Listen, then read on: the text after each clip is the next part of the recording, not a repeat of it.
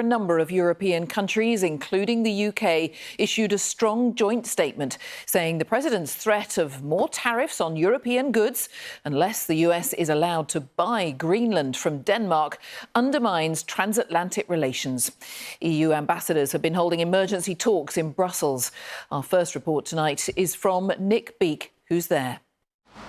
This evening, beyond these unremarkable Brussels walls, an emergency meeting of EU diplomats, trying to respond to President Trump's latest extraordinary Greenland tariff threat, or blackmail, as Denmark has put it. We have been asking since the very beginning of this to have a constructive dialogue with our American ally and friends. We opened that dialogue last week. We will not give up on that. On the one hand, we stand with the Kingdom of Denmark in defense of its sovereignty. But we're also ready to do more together with America and with all our allies in the Arctic. European troops have been sent to Greenland in recent days with the message they're taking Arctic security seriously. But Donald Trump claims the threat here from China and Russia is now so great that only he can make Greenland safe again. This conversation about tariffs, we believe is wrong, we believe it's deeply unhelpful and we believe it's counterproductive, and the Prime Minister has not shied away from making that clear. We'd urge the President not to go down this route. Clearly, when it comes to Greenland and the Kingdom of Denmark, any issues over sovereignty is down to the people of Greenland and obviously the Kingdom of Denmark. The UK is one of 8 countries now facing higher taxes on goods they send to the US because of their support for Greenland. Support that gets in the way of Mr. Trump's ambitions to buy the island. In a joint statement, the 8 said, "Tariff threats undermine transatlantic relations and risk a dangerous downward spiral. We will continue to stand united and coordinated in our response. We are committed to upholding our sovereignty."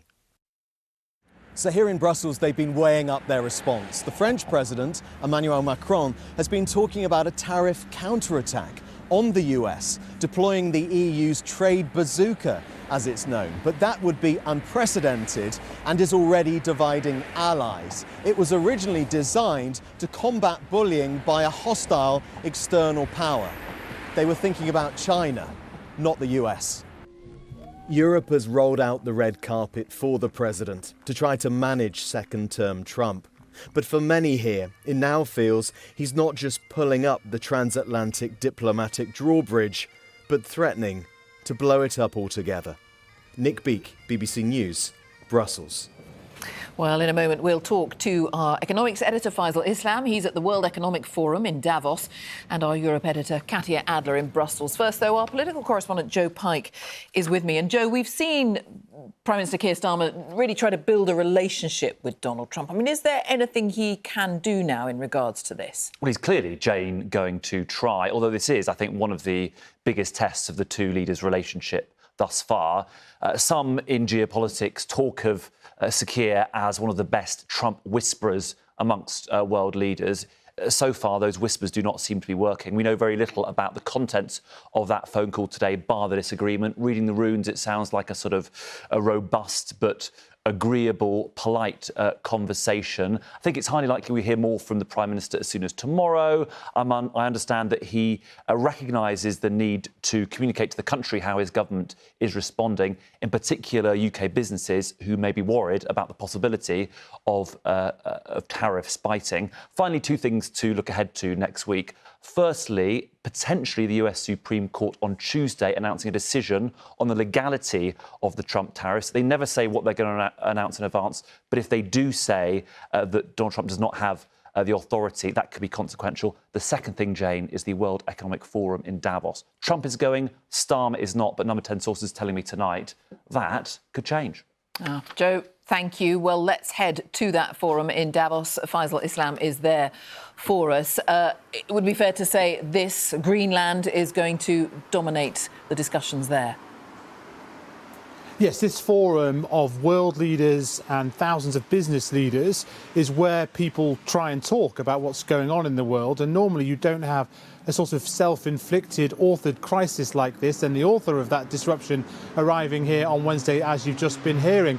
Because, Donald Trump has done some pretty extraordinary things in terms of world economic policy over the past year. But what we've seen this weekend is beyond precedent, it's beyond parody, it's kind of beyond reality. And the reaction we're seeing around the world kind of reflects that. Yes, a sort of hope that it goes away, that this is another example of something that Donald Trump will tweet and then forget about or chicken out.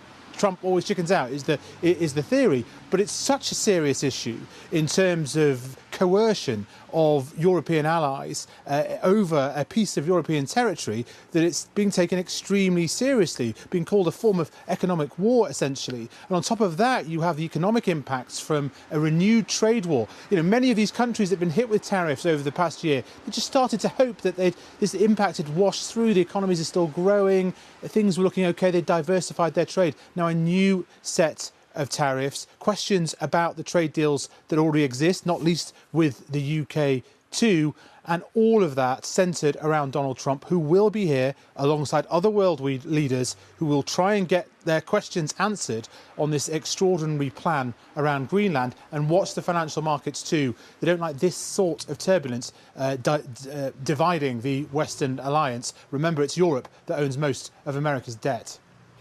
Faisal, thank you. And let's return to Brussels, where EU ambassadors have been meeting. Of course, Katya Adler is there. What's your assessment, Katya, of the seriousness of these transatlantic rifts?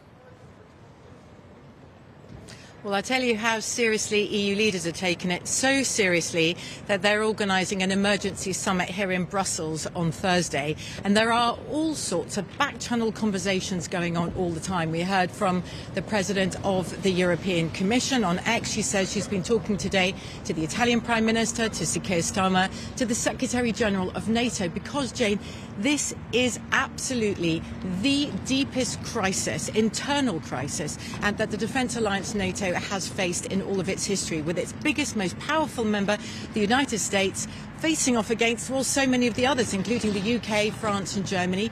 And also, as we've been hearing there from Faisal, what we're potentially looking at is a transatlantic trade war. That would affect all of us, and that will happen if Donald Trump goes ahead with these proposed Greenland tariffs, as they're now being called. And if, for example, the EU decides to retaliate big time, which the French really want to do, but we've been hearing from other EU member states this evening who are saying, hold fire for now. You see, the thing is, in Europe, there's a feeling that they're damned if they take action here and they're damned if they don't. If Europe now gets more confrontational with Donald Trump, it risks alienating the US even further. And the brutal truth is Europe needs the US to find a sustainable peace deal for Ukraine, but also for its own security. And so it can't actually afford to take any of those risks. If it continues, though, to play it softly to try and manage Donald Trump, as Europe has done pretty much since he returned to the White House, then it risks looking extremely weak. And watching from the sidelines, China and Russia, probably with a big box of popcorn, because in their eyes, that concept of the West that's dominated global politics for decades, with the US and Europe tightly knit at its centre, they think that's crumbling.